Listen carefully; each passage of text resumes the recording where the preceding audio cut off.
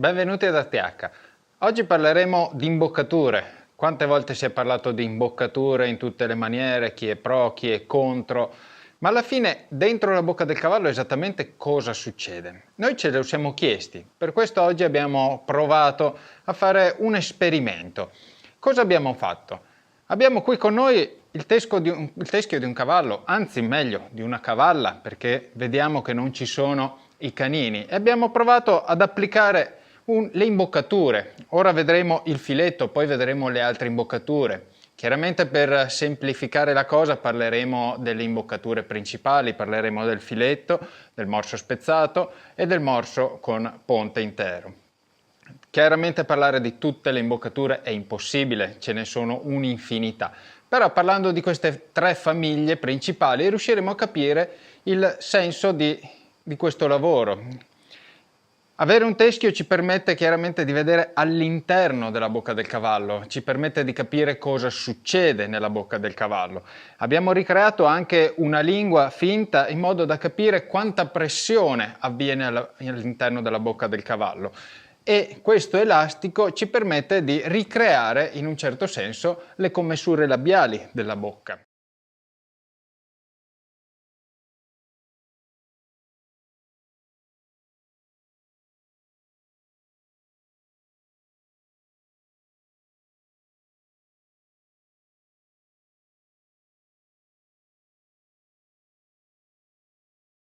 Partiamo dal presupposto di questa cavalla che è in posizione neutra in questo momento e abbiamo il nostro filetto.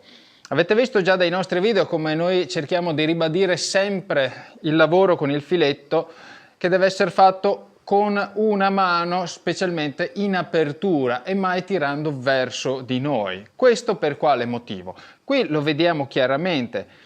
Quando io vado ad agire in apertura, il filetto tende a lavorare sulla commessura labiale, scorrendo all'interno della bocca e lasciando spazio alla lingua e al palato, quindi non avvengono altre azioni all'interno. Se invece io tirassi il filetto verso di me, comincerei a fare già un'azione che va verso i denti. Su questa cavalla, tra l'altro, c'è un lupino e questo ci permette di far vedere come il lavoro sull'imboccatura può andare ad influire con questi lupini, come possono essere fastidiosi già da un lavoro con il filetto. Ci dimostra come questa cosa può influire sul nostro lavoro, può creare delle difese sul cavallo. Quindi la nostra mano, abbiamo visto, deve lavorare ai lati, in modo da poter scorrere all'interno della bocca del cavallo senza creare eccessive pressioni. Il lavoro non deve essere fatto nemmeno, come è stato spiegato più volte, con le mani in alto. Se noi creiamo tensione verso l'alto alzando le mani, il filetto andrà a premere sulla lingua, quindi creando un fastidio sul cavallo. Viceversa, le mani non dovranno nemmeno essere troppo basse, in quanto andrebbero a lavorare a schiacciare la lingua in prima fase e causando una probabile apertura della bocca in seconda fase. Se vogliamo gestire bene una direzione laterale, il nostro movimento deve essere ampio, deve aprire verso la direzione. In questo modo il cavallo non subirà traumi all'interno della bocca e il cavallo sarà più propenso a seguirci. Un'altra cosa che non dobbiamo fare quando, ad esempio, vogliamo fermare un cavallo con un filetto è tirare con tutta forza. Cosa succederebbe? Succederebbe questo. Vedete come la lingua viene schiacciata, come viene compressa all'interno del filetto. Questo crea quelle famose reazioni nei cavalli che sbattono la testa in alto oppure cercano la fuga dall'imboccatura. Tutto questo chiaramente in una posizione neutra. Proviamo invece a pensare, a ipotizzare ad un cavallo la cui testa sia sempre alta. Abbiamo creato un modello che ci permetta di cambiare anche forma. Risistemiamo l'imboccatura e la rimettiamo al suo posto. Quando un cavallo gira a testa alta, le nostre mani sono per forza di cose più basse della sua testa. Quindi ogni pressione che noi creeremo non andrà più ad agire solo lateralmente, ma andrà anche a premere verso il basso, di nuovo sulla lingua e sulle barre. Chiaro che un cavallo la lingua la può muovere, ma a lungo andare fastidi creati sulla lingua porteranno il cavallo a difendersi, probabilmente passando la lingua sopra l'imboccatura, creando una problematica di non facile risoluzione che richiederà del tempo. Inoltre un cavallo a testa alta spesso viene trattenuto verso il basso, creando, vedete, forte pressione sulla lingua e sulle barre. In questo modo, di nuovo, la difesa del cavallo, invece che abbassare la testa, sarà molto probabilmente cercare di opporsi all'imboccatura che preme e conseguentemente aprire la bocca per sfuggire a questa pressione. Se invece un cavallo, proviamo a vedere un'altra versione, lavora in maniera più bassa, ovvero sulla verticale, ok. Proviamo a vedere in questa posizione, le mie mani saranno all'incirca a questo livello. Quando lavoro lateralmente non c'è alcuna pressione sulla lingua. Anche dovessi tirare verso di me, vedete che l'imboccatura non va a premere sulla lingua o sulle barre, ma lavora semplicemente sulle commessure labiali. Per questo si ricerca sempre una posizione con la testa sulla verticale, proprio per aiutare il cavallo ad avere la posizione corretta ed influenzare il meno possibile il lavoro all'interno della sua bocca. È chiaro che questo è un modello per cui non vengono considerate molte cose, come la parte della muscolatura della faccia, come la resistenza che potrebbe dare sulle commessure labiali, però questo già ci comincia a far capire come agisce l'imboccatura all'interno della bocca del cavallo.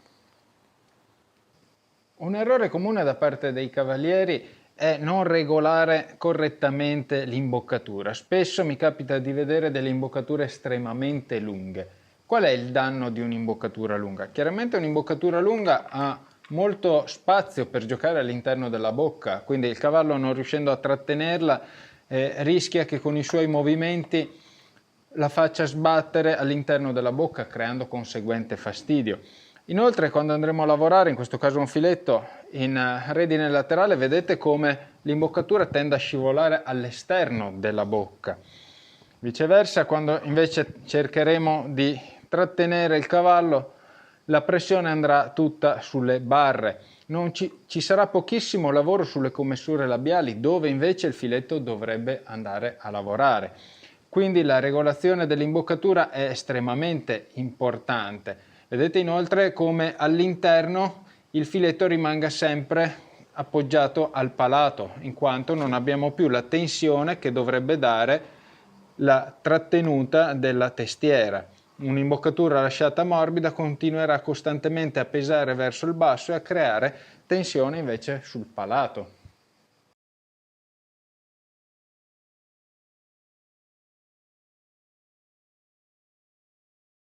Un filetto particolare che andiamo a vedere è il filetto spezzato a 3, ovvero con una parte intermedia prima dello snodo. Questo spezzato a 3 serve particolarmente con cavalli che sono sensibili sulla lingua, che tendono a essere facilmente doloranti a livello di lingua o che hanno avuto esperienze negative per quanto riguarda la lingua. Il filetto spezzato a 3 ci consente di creare uno spazio in cui la lingua può stare senza essere compressa, cosa che invece spesso il filetto normale può fare. Come vediamo nell'azione del filetto spezzato siamo sempre nel lavoro laterale nella stessa identica maniera di un filetto normale. La differenza ce l'abbiamo quando dobbiamo creare una pressione costante con entrambe le mani. Vediamo che la lingua viene risparmiata da questa parte centrale e si lavora invece leggermente sulle barre. Okay? In realtà, come tutti i filetti, non dovremo quasi mai lavorare in questa maniera, ma alcuni cavalli, come dicevo, sono particolarmente sensibili. Quindi il fatto di avere la possibilità di avere un po' di spazio per la lingua permette di restare molto più tranquilli e di lavorare sicuramente meglio.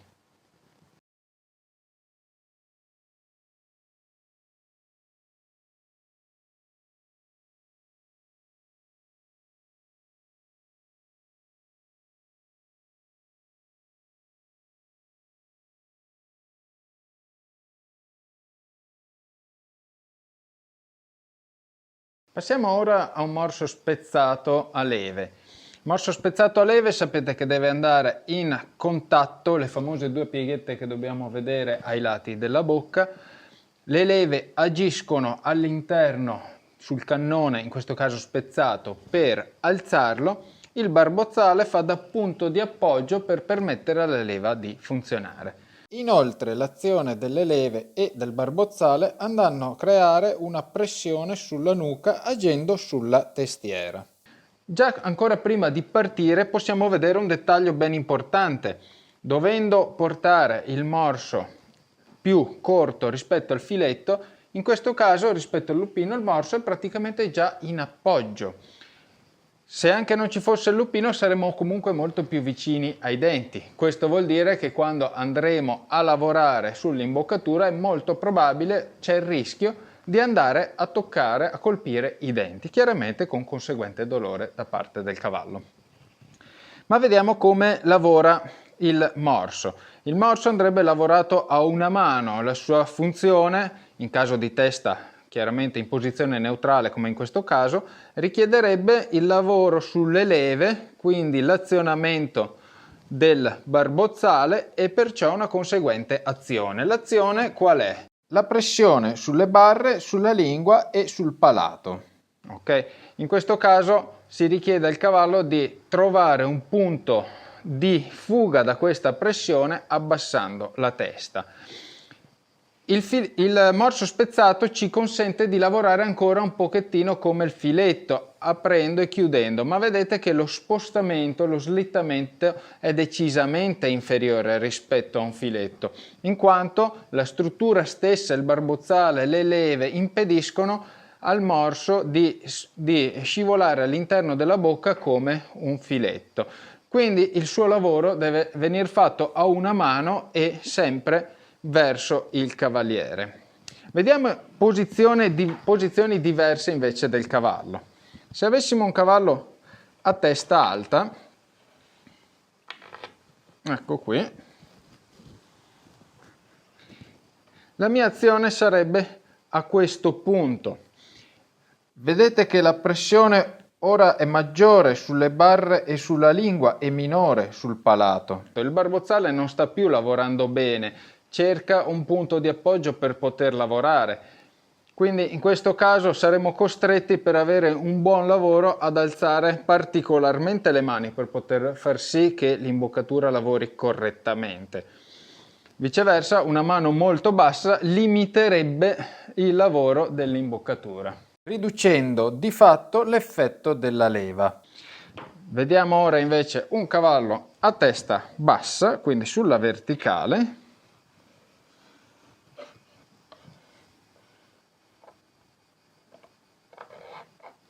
Ok.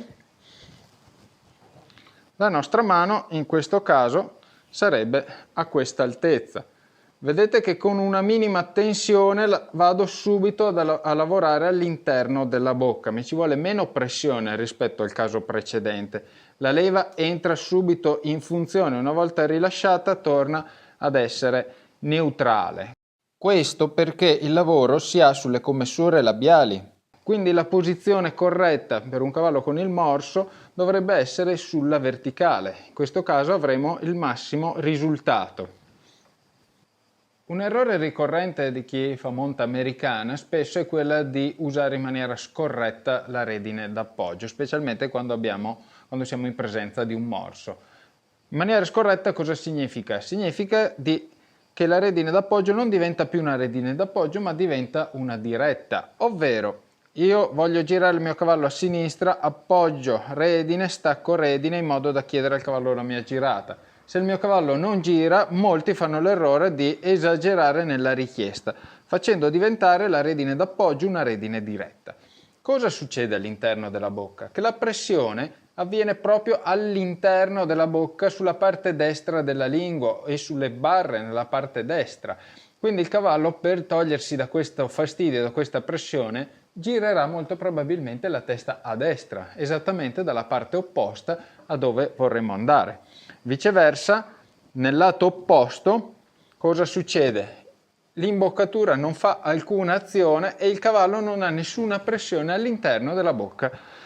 Quindi capiamo come sbagliare l'utilizzo della redine d'appoggio mi crei un grosso problema all'interno della bocca del cavallo. Questo porta nel lungo andare a dei cavalli scollegati, di cui ne abbiamo già parlato negli altri video, cioè cavalli che portano la testa da una parte ma con il corpo vanno da un'altra parte.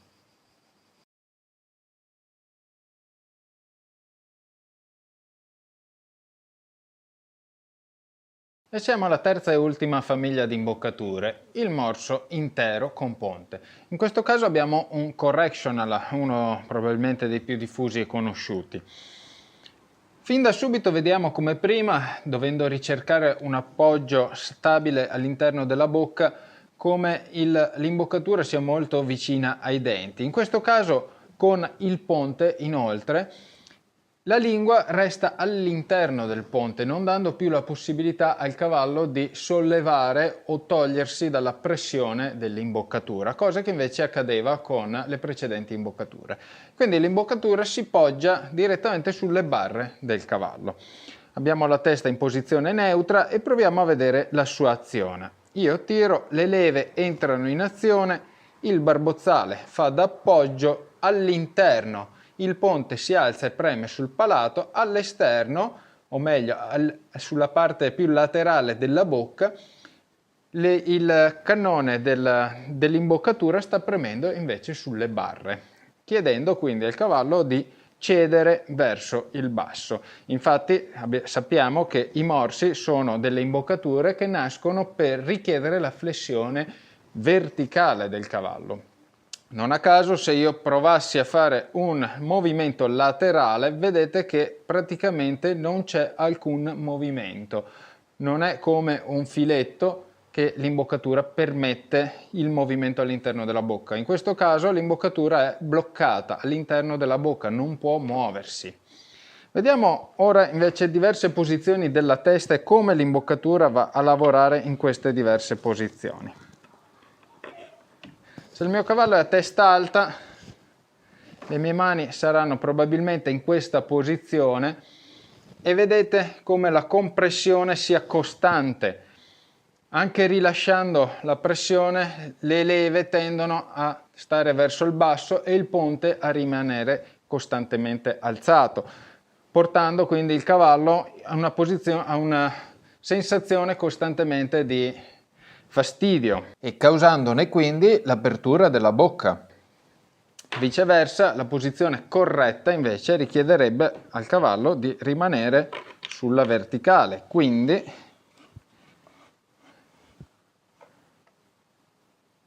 all'incirca a questa altezza.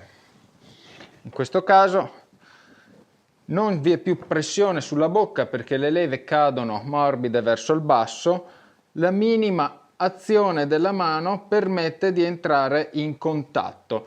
In questo modo, tra l'altro, l'azione permette al ponte di alzarsi ma non al cannone di premere sulle barre, quindi riducendo il fastidio per il cavallo. C'è solo un'azione del ponte sopra il palato ma non un'azione sulle barre. Se io tendo ad alzare la mano, questa azione si intensifica a livello del palato, mentre quando io porto la mano verso di me, questa azione si sposta verso le barre. Così come abbiamo detto prima per il morso spezzato, durante una girata il mio compito è quello di non superare la criniera, quindi di non andare oltre la redine d'appoggio. Quindi una volta che io arrivo alla redina d'appoggio qui mi dovrei fermare perché una maggiore azione, vedete anche in questo caso, mi porta pressione all'interno della bocca sulla barra destra, ma dalla parte opposta non crea nessuna azione. Quindi il cavallo sarà portato a girare la testa nella direzione opposta alla nostra richiesta. Una cosa che mi capita spesso di vedere nei maneggi che visito per corsi o per lavoro sono molti cavalieri privi di barbozzale in presenza di morsi. Questo chiaramente, se abbiamo capito l'utilizzo delle imboccature, è un controsenso. Per quale motivo? Non avendo una base d'appoggio, il morso non funzionerà e la leva girerà a vuoto, come in questo caso. Io tiro, è vero che il ponte si alza, però non ho nessuna pressione sotto alla barbozza del cavallo, il quale probabilmente aprirà la bocca solo per evitare questa pressione. Molta pressione invece andrà a scaricarsi sulla nuca del cavallo, quindi non agendo in bocca. È ben chiaro a questo punto che un'imboccatura di questo genere, quindi un morso con leve senza barbozzale, è sostanzialmente inutile. Abbiamo quindi concluso questa panoramica sulle imboccature principali che riguardano la gestione del cavallo. È chiaro che è stata una panoramica nella quale non abbiamo considerato determinati dettagli per semplificare un po' l'argomento, che è estremamente vasto. Non abbiamo parlato, per esempio, della forma che possono avere le barre, che possono essere più o meno acuminate. Non abbiamo parlato della dimensione della lingua, che va valutata anche in alcuni cavalli. Avete visto come abbiamo accennato dell'imboccatura, ma anche quella spesso la testiera passa proprio in zona denti all'esterno e la pressione che essa crea insieme all'imboccatura, se i denti non sono stati controllati, può creare del dolore. Quindi ci sono una serie di altri dettagli che non abbiamo considerato, ma per esemplificare al massimo l'idea della funzione di un'imboccatura, questa può essere già una cosa generale che ci può aiutare. È logico che una volta capita la funzione delle varie imboccature e il loro meccanismo, la vera differenza è data poi dall'uso delle mani. Nessuna imboccatura potrà mai correggere gli errori fatti dalle mani del cavaliere. Ogni imboccatura nelle mani sbagliate è dannosa, è pericolosa per il cavallo. Quindi non esiste in realtà un'imboccatura più o meno severa. Tutto dipende dalle mani del cavaliere. Spero con questo video di avervi dato degli spunti di lavoro o perlomeno di riflessione e noi ci vediamo al prossimo video.